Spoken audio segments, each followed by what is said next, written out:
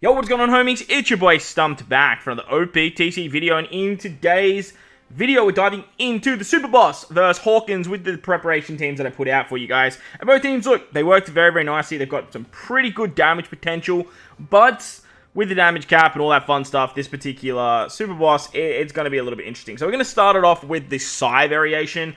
This particular team does have a lot more potential in it, especially if you have something like the Kizuna Whitebeard. If you have the Kizuna Whitebeard, you can pretty much just replace Kid Killer.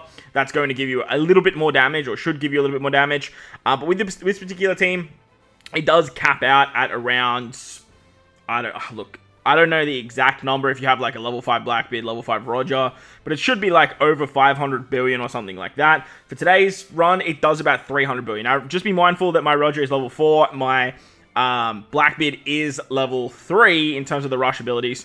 But if you have more final taps in Kid Killer, you might be able to get around that with the extra final tap buff. But with stage 2, you can just bink the Roger special. That's basically going to just take out stage 2. As you can see with the attack and the orb buff, with the orb buff, and you have a couple matching orbs, you should be able to kill there.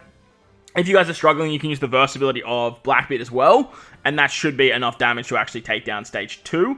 That way you get the 3 turns of the chain boundary as well. When you move into the final stage, you can utilize the King special. He's going to remove the special bind. Again, if you have Whitebeard, you can use Whitebeard over Kid Killer. That will remove the special bind there, and then you'll activate the HP guard with that Whitebeard special. Once you use the Blackbeard special, though, you will get that HP guard mechanic. Blackbeard's going to give you an attack boost. He's going to give you an orb buff. A base attack boost.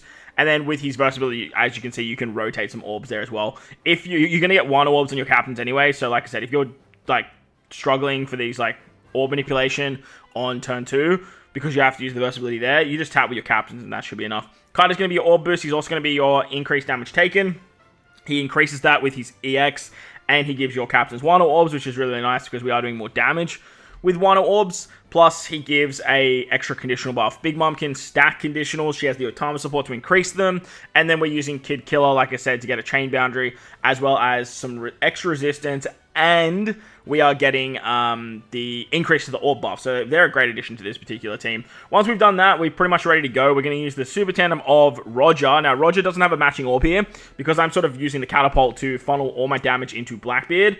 Roger and Big Mom aren't getting buffed under the shift. So just be mindful of that if you are running this exact same team.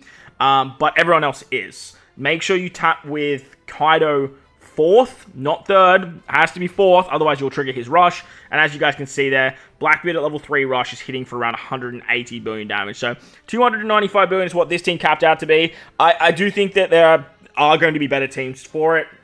I imagine there'll be some other stuff with free spirits and stuff like that, because look, they're absolutely broken right now. But that's the Powerhouse team. They kind of want you to use Powerhouse. There's a Powerhouse down and all that fun stuff. But as you can see, the team does work, and hopefully it helps you guys out clear some super bosses.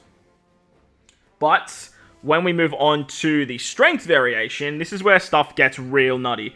The strength variation has access to Shanks and Luffy and a double stacking territory, which is absolutely bonkers. We are utilizing a friend captain Brook for this particular team.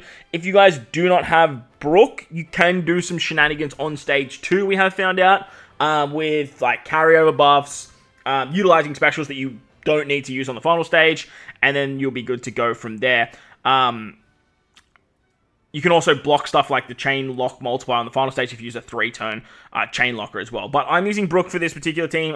Like I said in my prep video, Brook's very, very good because he can get around the silence on the bottom row. Plus, he can take care of the bind as well. You can obviously use like a friend captain Luffy if you have your own Brook. Sort of just swap the positions and you're good to go there. On stage 2, we're going to utilize the super swap of Zoro and Sanji. That's going to allow us to get a full board of tandem orbs, plus an attack and an orb buff. Now, because Shanks has the Puto support, he's actually going to get a matching orb. Now, I use the Brook support to lock my orb on Zoro Sanji, tap with Zoro Sanji, hit with Shanks, and you basically kill very, very easily. On the final stage, the enemy has 50% resistance up and damage null. So that's very, very annoying. Plus, he blinds you in a row, gives you attack down, loses color affinity, intimidation. Basically, the 4 horsemen of the apocalypse hit you with this particular fight. Because you also get a special limiter and a chain lock. for 5 turns. So a lot of really nasty stuff. So if you use Brook Special though, you're going to get an extra final tap buff, which is really, really nice. He gives you an orb buff as well. And then with his super type, you can actually remove the bind. But before we do any of that, we want to remove the silence with Brook. And then use Zorosanji. Zorosanji are going to turn everyone to free spirit slashes. And now that's going to give us access to all of the shenanigans for Yamato, Luffy, and Shanks. So very important that we actually do that. We want to use the EX of Yamato before using the Yamato special, but she's going to be the next one we use. Cross guild, you can pretty much bink whenever you like. He's going to give us the set target, and then with the limit break ability of the remove special limit, he's just great here. With Yamato, you want to remove the chain lock. Make sure you use Yamato before Luffy. Very important that you do that, because Luffy is going to increase Yamato's attack boost and give you a chain boundary after you've utilized the Yamato shenanigans. Shanks is going to be your double conditional booster. He obviously applies the weakening effect. It works out very, very nicely because it's partnered with Luffy and his increased damage taken. And with that, you pretty much have every single buff you need. Like I said, you have a double stacking territory buff here. We have set target, we have chain shenanigans, we have damage reduction buff, final tap buff. Like, you have a lot going on this particular team. Now, depending on what final tap and rush you have higher, that's what you want to use first.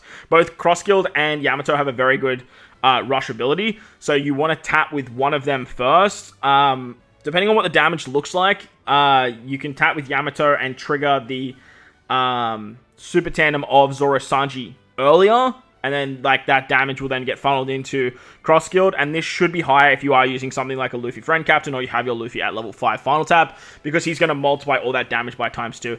As you can see there, like, we don't even really get past the second tap. This team will definitely do over 1 trillion damage. Like, I do not doubt it whatsoever, but obviously you do need to have a Brook Friend Captain to make that happen. But that's going to wrap up the video. Hopefully you enjoyed it. If you did, but like button, hit the subscribe button, do all that good stuff. Most importantly, wherever you guys are in this beautiful world, please remember to enjoy the rest of your day. As always, homies, thank you all for watching, and I'll catch you all in the next one.